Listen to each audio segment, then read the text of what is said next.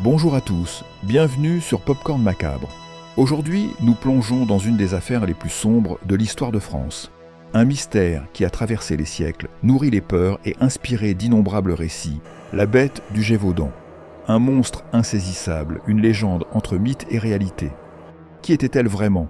Un loup ? Une créature surnaturelle ? Un tueur en série ? Cette histoire a fasciné historiens, écrivains et cinéastes, donnant naissance à de nombreux films et enquêtes. Alors, installez-vous confortablement, prenez votre popcorn et partons ensemble sur les traces de la bête du Gévaudan. La bête du Gévaudan. Un monstre insaisissable, un mythe ancré dans l'histoire de France. Entre légende et réalité, son histoire a traversé les siècles, inspirant des enquêtes, des livres et même le cinéma. Aujourd'hui, plongeons ensemble dans cette sombre affaire et découvrons comment elle a été représentée à travers les âges. Chapitre 1. Les faits historiques. Entre 1764 et 1767, une créature terrifiante sème la terreur dans le Gévaudan, une région reculée de France. Les témoignages parlent d'un animal gigantesque, au pelage roux, au croc redoutable et d'une rapidité hors du commun. Plus de 100 victimes, souvent des femmes et des enfants. Mais qui était vraiment cette bête ? Loup, animal exotique, tueur en série ? Les théories ne manquent pas. À l'époque, la population du Gévaudan, très croyante et superstitieuse, a rapidement associé les attaques à une créature démoniaque ou surnaturelle. Pierre ! Qu'est-ce qui se passe ? De la mandragore! Vous avez vu ces racines? Les fourches du diable! C'est vous qui l'avez caché ici, vous! C'est bien ta faute si le malheur s'est abattu sur nous! Beaucoup y voyaient un loup-garou, une punition divine ou même un monstre invoqué par des forces obscures. Ces croyances renforcèrent la peur et l'incompréhension face à la violence des attaques.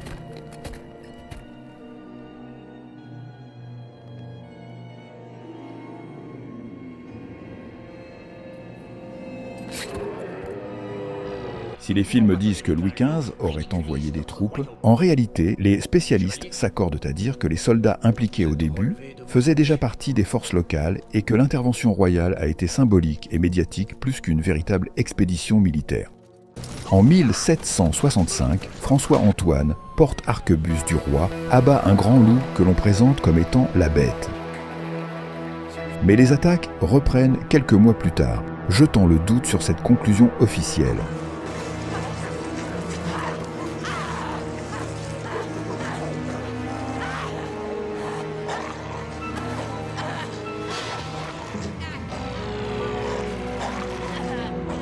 Finalement, en 1767, un chasseur local, Jean Chastel, tue un autre animal, mettant définitivement fin aux attaques. La question demeure, la véritable bête du Gévaudan a-t-elle été éliminée ou l'affaire cache-t-elle une autre vérité ?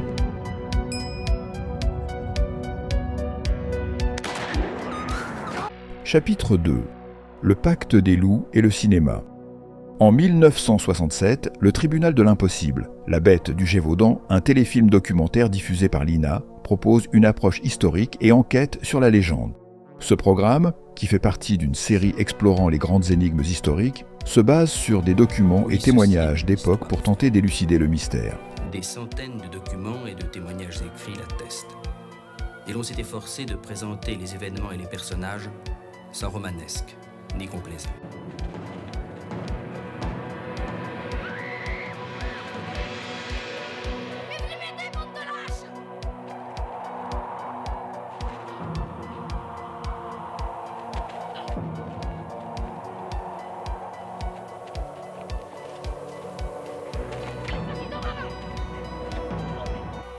Et voici que s'achève l'été 1764.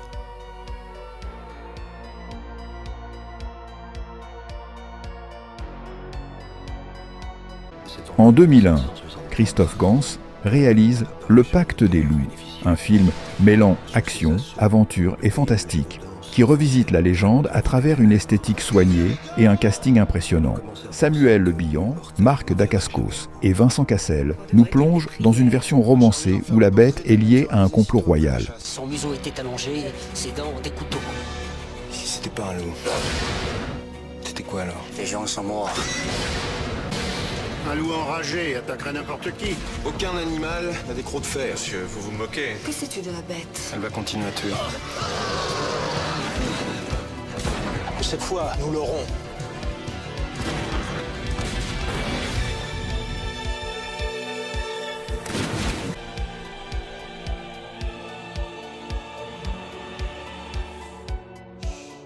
Mais ce n'est pas la seule adaptation. D'autres films et séries ont tenté de percer le mystère, chacun apportant une vision différente. En 2003, France 3 diffuse le téléfilm La Bête du Gévaudan, réalisé par Patrick Volson. Ce film propose une reconstitution historique plus fidèle des événements qui ont marqué la Lozère au XVIIIe siècle. Sagamore Stevenin y incarne un personnage plongé au cœur de l'enquête sur cette mystérieuse créature qui terrorise la population.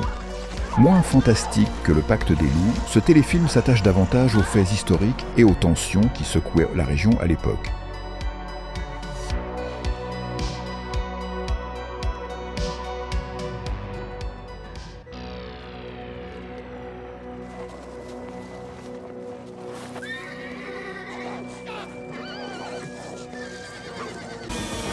En 2017, la série Teen Wolf consacre une partie de sa 5e saison à la légende de la bête du Gévaudan, intégrant le mythe dans un univers moderne de loups-garous et de créatures surnaturelles. Une approche revisitée qui a marqué les fans du genre. They searched from dawn till dusk, hoping to find the beast where it slept. But they knew they'd most likely only encounter it at nightfall. It was just after midnight when the first torch went out.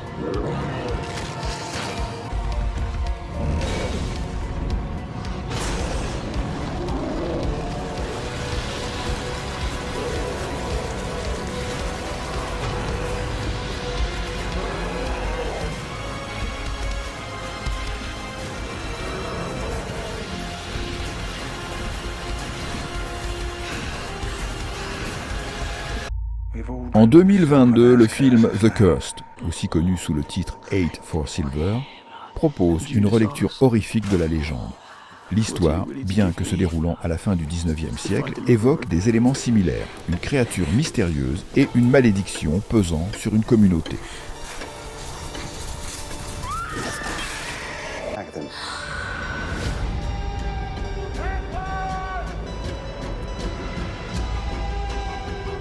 What's happening here?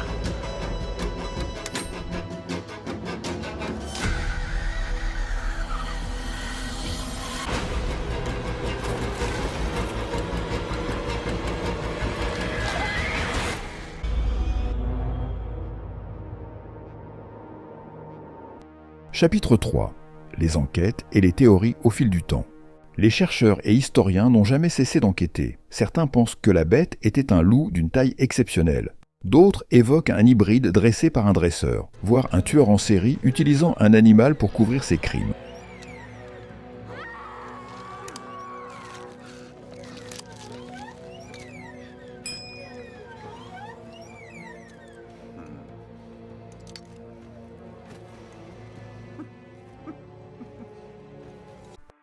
Bernard Soulier, spécialiste de l'histoire de la bête du Gévaudan, propose plusieurs hypothèses. Il suggère que la créature pourrait être un hybride entre un loup et un chien dressé, une espèce disparue de grand loup, ou encore une meute orchestrée par un humain. Ces théories cherchent à expliquer les particularités des attaques et la diversité des témoignages de l'époque.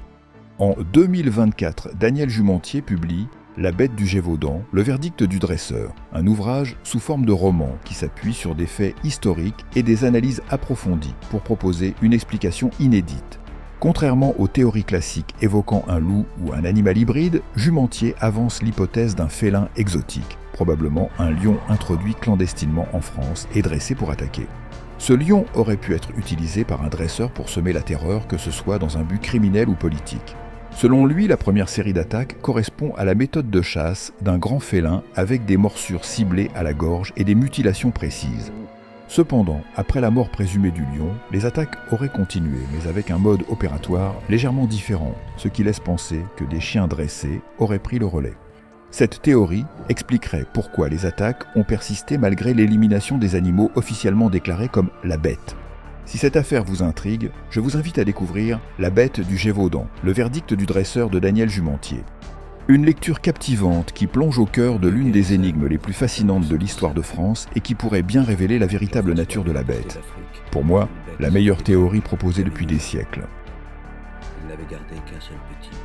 Si ça vous intéresse, je vous mets en commentaire le lien de la vidéo de la chaîne La Séance de Minuit, un live avec Damien et Daniel Jumentier au sujet de la bête. Au-delà du cinéma, la bête du Gévaudan inspire la littérature. De nombreux romans, essais et bandes dessinées revisitent cette légende, offrant des versions parfois réalistes, parfois fantastiques. Des œuvres comme Le loup-garou du Gévaudan ou encore La malédiction de la bête perpétue le mythe et l'adaptent aux sensibilités modernes. Même dans les jeux vidéo, la bête apparaît, notamment dans Assassin's Creed Unity ou The Witcher 3. Plus de 250 ans après les faits, la bête du Gévaudan continue de fasciner. Était-elle un simple animal ou quelque chose de bien plus sombre? Une chose est sûre, la légende, elle, ne mourra jamais. Et vous, quelle est votre théorie sur la bête du Gévaudan? Dites-moi tout en commentaire. Était-ce un loup, un animal exotique, une créature surnaturelle ou encore un complot orchestré? J'ai hâte de lire vos avis. Merci d'avoir exploré cet univers avec moi sur Popcorn Macabre. Si cette vidéo vous a plu, laissez-moi un like. Partagez vos avis ou vos films préférés dans les commentaires. Et surtout, abonnez-vous pour ne rien rater des prochains voyages cinématographiques. À bientôt pour de nouvelles plongées dans les ténèbres et l'imaginaire. Rendez-vous prochainement pour une autre vidéo.